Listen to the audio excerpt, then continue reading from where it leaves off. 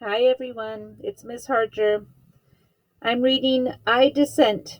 Ruth Bader Ginsburg Makes Her Mark. It's written by Debbie Levy and it's illustrated by Elizabeth Badley. This book was written before Ruth Bader Ginsburg died. She died in September of 2020. And she's an amazing person that you'll learn about now. I dissent. To dissent means I disagree, I object, I beg to differ, I do not concur, I dissent.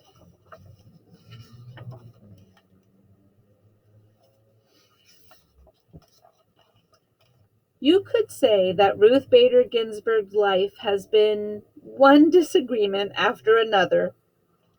Disagreement with creaky old ideas, with unfairness, with inequality.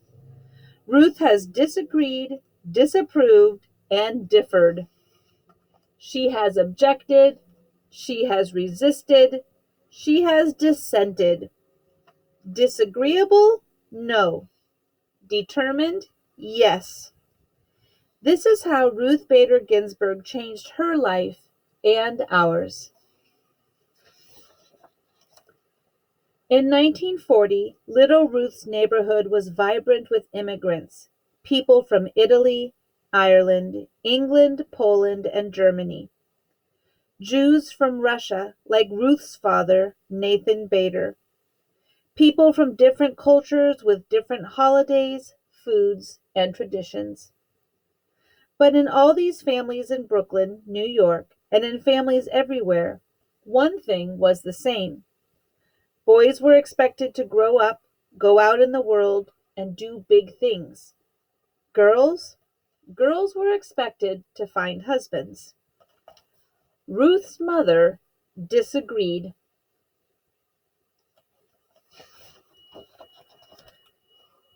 Celia Amster Bader thought girls should also have the chance to make their mark on the world, so she took Ruth to the library. On the shelves were stories of girls and women who did big things. Ruth read about Nancy Drew, girl detective. She discovered Amelia Earhart, daring aviator. She learned of Athena, goddess of Greek myths. Here were independent girls and women taking charge. Ruth read her way into this world.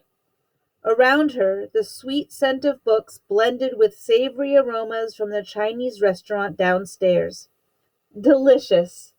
A girl could be anything.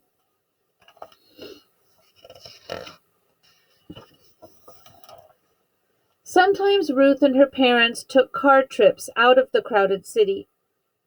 As they drove past a hotel in Pennsylvania, Ruth saw a sign, "No dogs or Jews allowed." This is how it was in those days. Hotels, restaurants, even entire neighborhoods announcing, "No Jews, no colored, no Mexicans, whites only." Ruth and her family were Jewish. This was prejudice, pure and simple. Now it was Ruth's turn to disagree.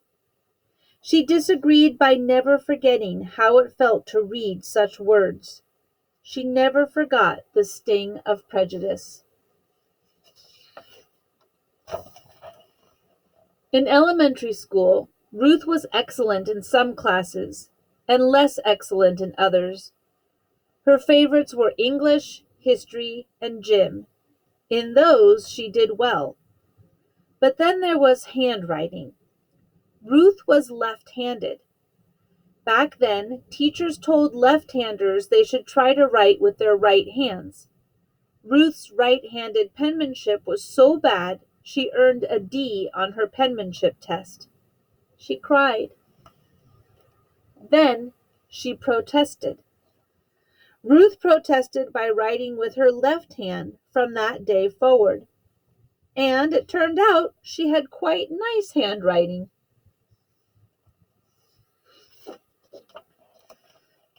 Ruth also had a little problem with sewing and cooking. These were her least favorite classes, but girls had to take them.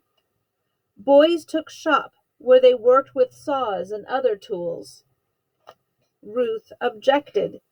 She wanted to take shop. She wanted to handle a saw. She didn't get what she wanted.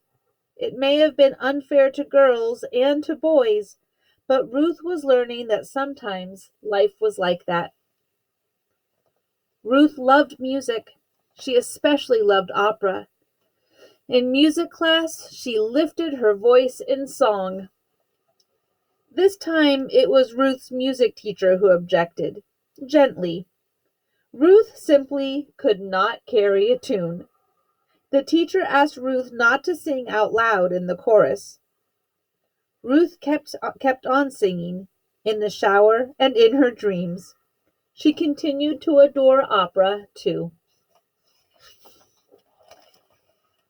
By the time Ruth was in high school, friends and teachers knew her as an outstanding student, baton twirler, cello player, and newspaper editor.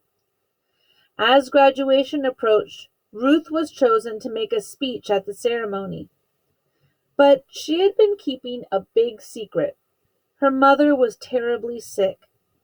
The day before graduation, Celia Bader died. There was no agreeing with this. There was no disagreeing. This simply was. Ruth did not go to her graduation. She did not give her speech. Still, Ruth knew what her mother wanted. 3 months later, she left home to attend college. Not many girls went to college in the 1950s. Ruth made friends, but she also met girls who excluded Jews from their clubs.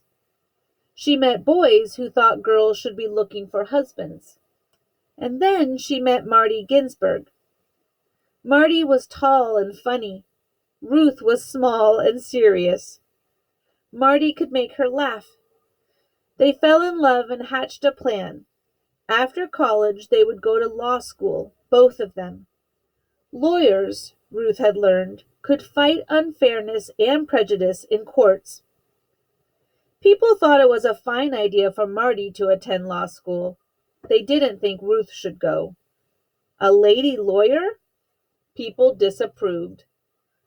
Ruth disapproved right back. So did Marty. They got married. They went to law school. And they had a baby, Jane.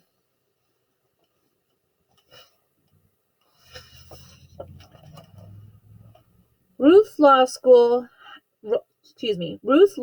class had a total of 9 women and 500 men. She studied mightily and tied for first place in the class. And yet, at graduation time, no one would hire this brilliant new lawyer. Why not? She was a woman. Men didn't want to work with a woman. She was a mother. Men thought a mother wouldn't pay attention to work. She was Jewish. Many people were still prejudiced. 3 strikes against her, but Ruth was not out. She resisted and persisted. Finally, a judge hired her, and she worked like mad for him. After that, one law school hired her, and then another. Ruth became one of the few female law professors in the whole country. And she did it with a new baby at home, James. Ruth had disagreed and worked her way into being a lawyer and professor. But around her, other women were excluded from jobs. When they did get jobs, they earned less than men. They were kept out of important roles in courts and government. To make matters worse, the Supreme Court in the United States, the highest court in the land, approved all this. As one Supreme Court justice had written years before, the natural and proper timidity and delicacy which belongs to the female sex evidently unfits it for many of the occupations of civil life. In other words, women and girls were too shy and weak to do big things in the world. Another Supreme Court opinion declared, "Woman has always been dependent upon man." Ruth really, really disagreed with this. So Ruth went to court to fight for equal treatment of women. The most important cases went to the Supreme Court. The first time she appeared there, Ruth was so nervous she feared she might be sick. But standing before the 9 Supreme Court justices, Ruth imagined them as her students. She, Professor Ginsburg, needed to teach these students, who were all men, why a person's choices shouldn't be limited just because she was born a girl. Ruth wasn't only fighting for women. When women were excluded from the work world, men were excluded from home life. Why shouldn't a father stay home to care for his children and cook the meals? Why shouldn't his wife run a business? These were fresh ideas in the 1970s. Ruth did not win every case, but she won enough. With each victory, women and men and girls and boys enjoyed a little more equality. We're going to stop the video here. We will return in part 2.